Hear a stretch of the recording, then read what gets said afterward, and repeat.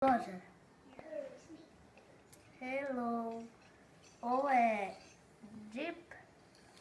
Ovo je protivnik. Protivnik se recimo ovako bori.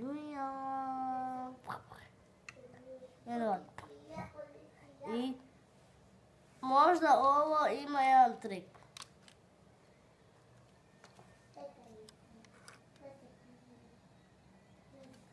Vidite ovo.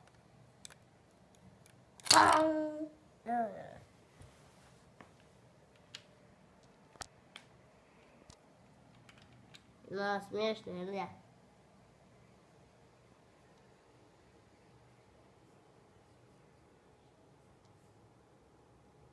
Ispričaj nam malo kako si to slagao.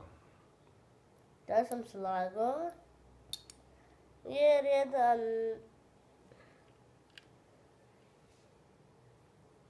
mi je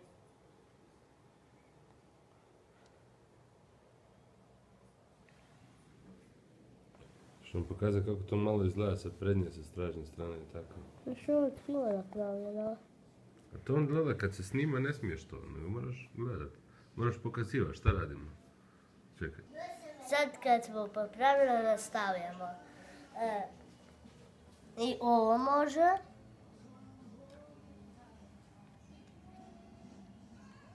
A kako izgleda sa prednje strane? Pokaži mi prednju stranu.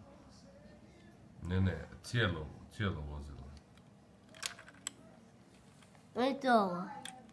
Ovo je čovjek. Ima pištolj. I on se tu bori. Ima svog protivnika. Malo je čudan.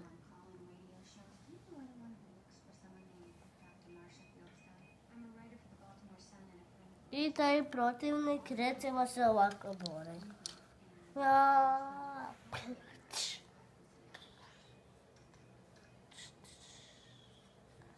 I onda gore ovako. I ovo se otvara. I polako kad ovo otvorite. Samo tu držite.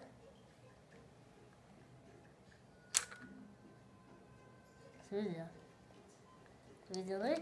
I ovo možemo negdje staviti ili da bude prijatelj. A možemo recimo tu staviti.